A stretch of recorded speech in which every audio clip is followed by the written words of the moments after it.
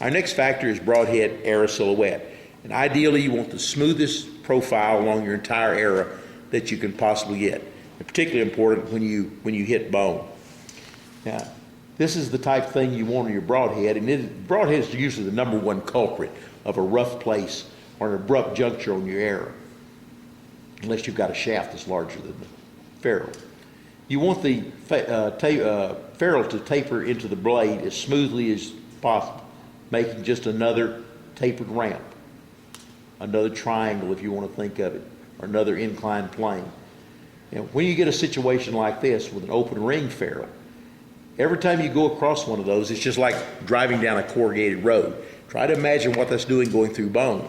But in this case, when you're driving down that corrugated road, the corrugations don't go all the way across, they're staggered. If you're just going down a corrugated road, you just go bump, bump, bump. But if it's offset like that, you're going bump, bump, bump, bump, bump. You can imagine the amount of disturbance that causes in your forward motion. When you've got a situation like this or like this, where you've got a broadhead ferrule that doesn't fade smoothly into the blade, you're putting a speed bump at the front of your arrow. So it's just like you driving down the road and hitting a speed bump without slowing down. That's the effect it's going to have on your arrow. Now, this is just one of the tests that we've done to look at the effect of it, and how this tiny bit of resistance on the broadhead of not having it smooth can affect your penetration. What we did was we took an Ace standard and we took a Magnus 2. Now the Magnus we've modified the tip on because in the earlier testing it had a great tendency to roll the tip. So we modified it to a Tanto tip. The Ace tip is much stronger. We don't have a problem with it rolling on impact, so we didn't modify it. We mounted these on matching shafts, heavy buffalo shafts, a shaft that's actually been used to hunt buffalo with before, so we knew what kind of performance we would get. And the Ace standard ended up weighing 1,019.5 grains. The Magnus 2 weighed 1,017 grains.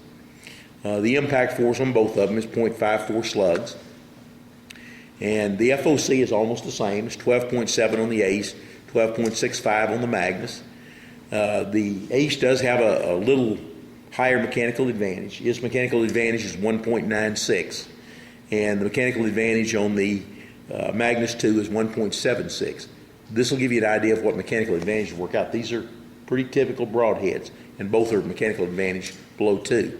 So you can start thinking in terms of what a 3 or a 4 blade head of that length, what the mechanical advantage would be. Most of them are incredibly low. Most of them are not. Once the mechanical advantage goes below 1, what are you doing? You're actually using up your arrow force. You're not even efficiently using the force the arrow carries. You're bleeding it off. Anyway, we took these arrows and we made a series of shots into animals, 20 yards broadside into buffalo, and measured the results, and that's what this chart reflects. And the top bar, the gold bars, shows what we got with the Magnus 2, and this is with the Ace standard.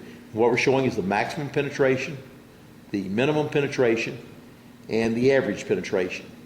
And this is for the shots that managed to breach the entrance side rib. So the ones that didn't go through the rib, we don't show them in here. And the most interesting thing is the minimum penetration here on the Magnus 2 is higher than the maximum penetration that we achieved with the Ace standard.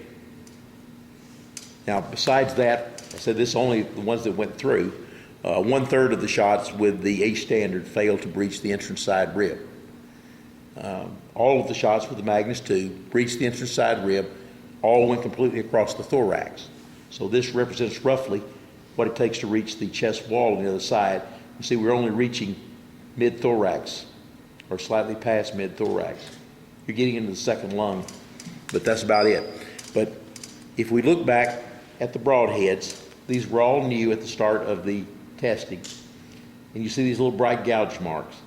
These occurred on all of the Ace broadheads right forward of these lugs, and that's where the bone is actually gouged into the metal of the blade. So there's that much force being exerted, enough to actually bite into the metal of the blade.